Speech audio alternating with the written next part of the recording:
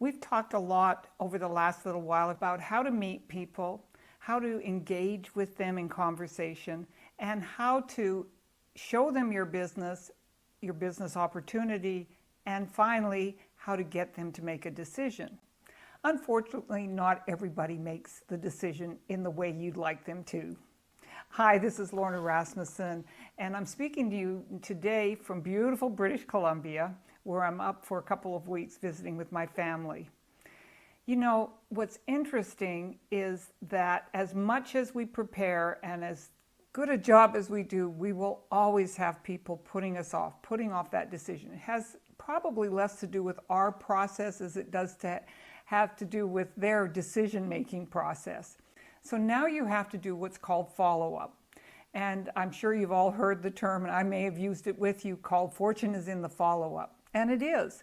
Following up with people to help them to make a decision, a positive, fast decision, is part of your job. It's probably one of the more challenging parts of our job, but like everything else, it's easy. You just need to know how to do it.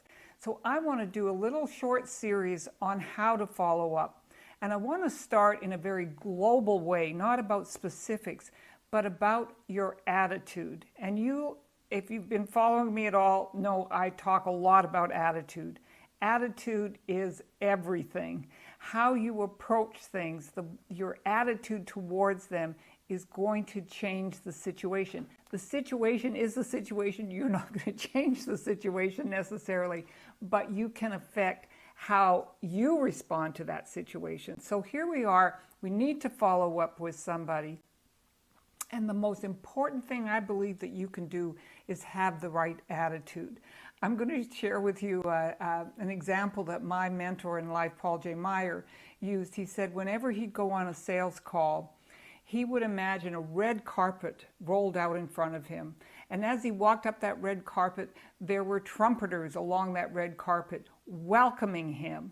And the person waiting for him couldn't wait to see him, was so anxious to hear from him. Don't you think that when Paul walked into somebody's office with that visualization, that he was pumped, that he was very positive, that he was relaxed, and that his expectation of making a sale were very high? And that's because he had addressed his attitude before he ever stepped into that office. So this is what I want you to do when you are following up. And let's say you're doing most of your follow-up, as I do, on the phone. Well, you do the same thing in advance before you get on the phone. You visualize a positive outcome. You think about yourself. You know, one of the things that I want to tell you is that how excited I am right now when I can do my business wherever I am in the world. I can do it wherever I have an internet connection and a telephone.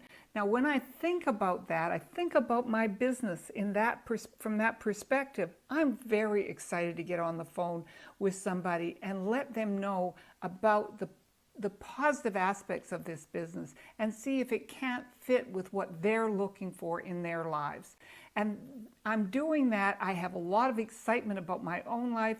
I have a very positive attitude towards what I'm doing.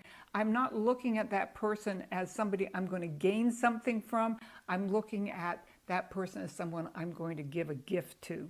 And that's the first part of doing positive, very effective follow-up. I'll talk to you more about this in the next video.